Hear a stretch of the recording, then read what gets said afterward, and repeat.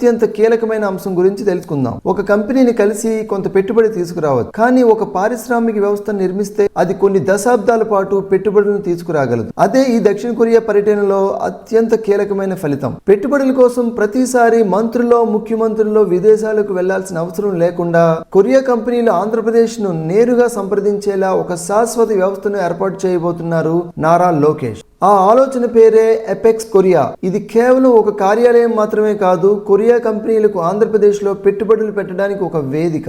ఏ company అయినా ఎవరిని కలవాలి, ఏ భూమి అందుబాటులో ఉంది, ఏ ప్రోత్సాహకాలు ఉన్నాయి, ఎలాంటి అనుమతులు అవసరం, ఇలాంటి అన్ని విషయాలకు ఒకే చోట సహాయం అందించే వ్యవస్థే ఎపెక్స్ కొరియా. ఇప్పటి వరకు ఒక్కో కంపెనీ ఒక్కో కార్యాలయం చుట్టూ తిరగాల్సి వచ్చేది, సమాచారం సేకరించాల్సి వచ్చేది, ఎన్నో సంప్రదింపులు జరపాల్సి వచ్చేది, చాలా సమయం వృధా అయ్యేది. కానీ ఇక నుంచి నారా లోకేష్ గారి ఆలోచనతో ఎపెక్స్ కొరియాతో ఇక నుంచి ఒకే వేదిక, ఒకే సమన్వయం, వేగవంతమైన స్పందన, త్వరిత నిర్ణయాలు. నారా లోకేష్ గారి ఈ దక్షిణ కొరియా పర్యటనలో కేవలం ఎపెక్స్ కొరియా మాత్రమే కాదు, ప్రత్యేక కొరియన్ ఇండస్ట్రియల్ పార్క్ ప్రతిపాదన కూడా ఈ పర్యటనలో మరో కీలక ముందడుగు. ఒకే ప్రాంతంలో కొరియా కంపెనీలకు అవసరమైన మౌలిక వసతులు, లాజిస్టిక్స్, సరఫరా వ్యవస్థ, అనుమతులు అన్ని అందుబాటులో ఉండేలా ఒక ప్రత్యేక పారిశ్రామిక వేదికను రూపొందించే ఆలోచన. ఒక కంపెనీ వస్తే మరో కంపెనీకి ధైర్యం వస్తుంది, 10 కంపెనీలు వస్తే ఒక పరిశ్రమల నగరం ఏర్పడుతుంది. అదే ఇండస్ట్రియల్ క్లస్టర్ శక్తి. గొప్ప నాయకత్వం అంటే ఒక పెట్టుబడిని తీసుకురావడమే కాదు, పెట్టుబడులు నిరంతరం వచ్చే వ్యవస్థను నిర్మించడం.